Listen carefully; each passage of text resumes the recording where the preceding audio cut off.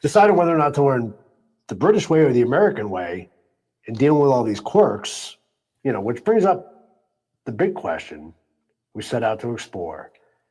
What makes English so hard to freaking master? So, after all these examples, we got homophones, right, bizarre spellings, silent letters, inconsistent rules, accent variations. It's time to address the big picture. So, like I said, why is English so hard to master? What is it about this language that ties our tongues in knots and leaves even native speakers scratching their heads? I have a one-word answer for you. Yes? Exceptions. For every rule or pattern in English, it feels like there's a dozen exceptions. There's a popular quip. English doesn't just borrow from other languages, it follows them down dark alleys, knocks them out, and goes through their pockets for loose grammar and vocabulary. In other words, English has taken in so much from elsewhere that it's a patchwork, and that makes it quirky and irregular, inconsistent spelling and pronunciation.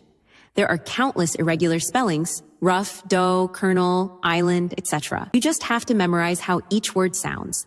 That's hard even for native-speaking kids, hence those spelling bees, and definitely for learners. English probably has one of the largest vocabularies in the world. The Oxford English Dictionary lists about 600,000 words, including historical forms. There are often multiple words for the same thing.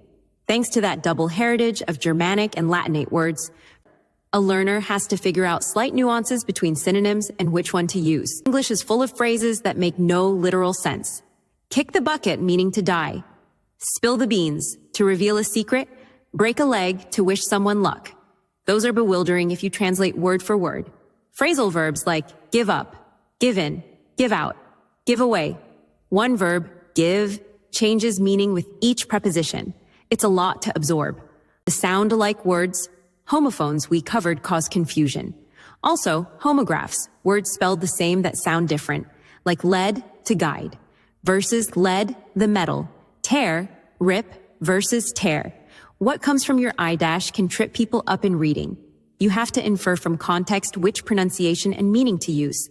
While English grammar is simpler than some languages in certain ways, no gender for most nouns, relatively simple conjugations, compared to, say, French or Russian, it has lots of irregular verbs, go, act went, not goed, eat, ate, etc., and quirky rules, one mouse, two mice, but one house, two houses, not heis, unfortunately. Teach, taught, but preach, preached, not praught, as the joke goes.